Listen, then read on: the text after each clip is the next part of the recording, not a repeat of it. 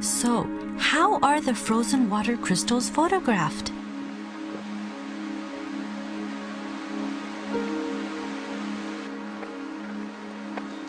We begin by collecting a sample of the water that we want to observe.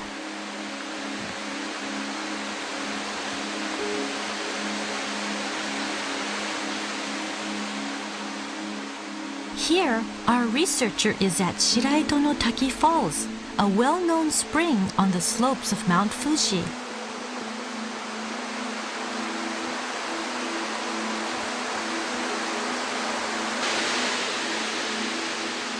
The tremendous amount of water that precipitates on Mount Fuji travels through the mountain as groundwater.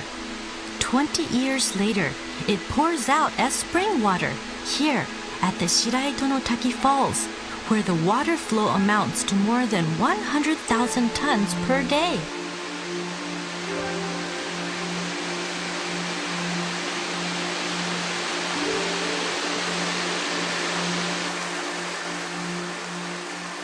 Water gushing forth relentlessly from the cliff.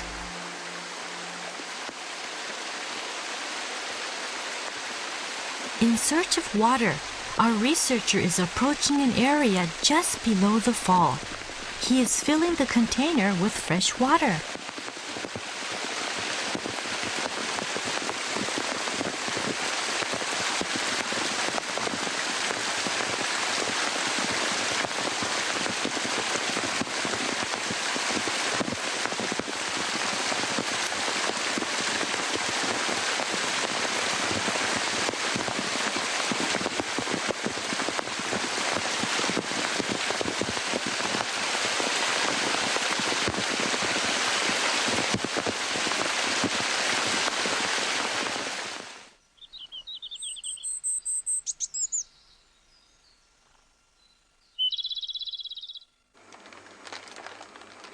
He brings the water back to the institute as specimen. First, he taps the bottom of the container to activate the water. Then, he squirts 1 milliliter of water onto each petri dish.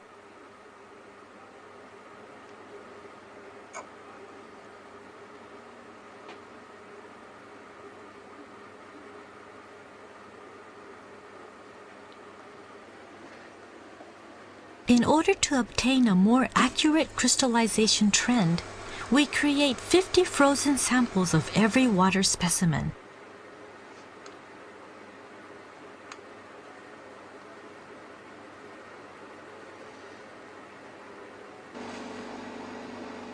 The petri dishes are placed inside a freezer in the laboratory and frozen at -25 degrees centigrade.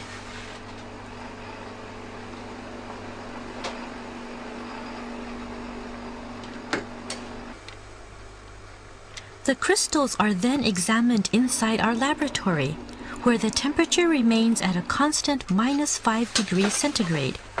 3 hours later, we examine the tip of each ice block by illuminating it under a microscope.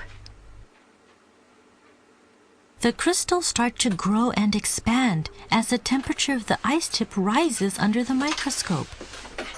Usually, however, of the 50 ice blocks that we have to work with, only a few reveal their beautiful hexagonal crystals on camera. What kind of crystal will the water from Shiraito no Taki Falls show us?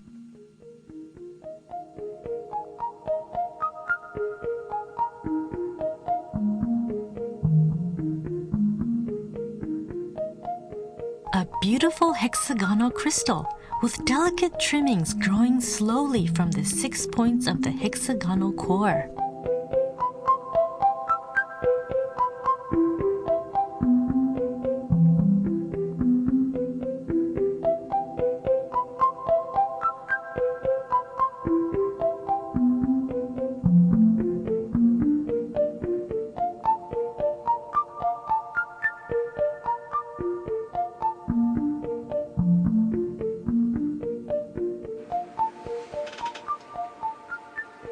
In one quick moment, our researcher identifies a sparkle and photographs it, all within minutes, while the crystal continues to grow and expand before it returns to its liquid state.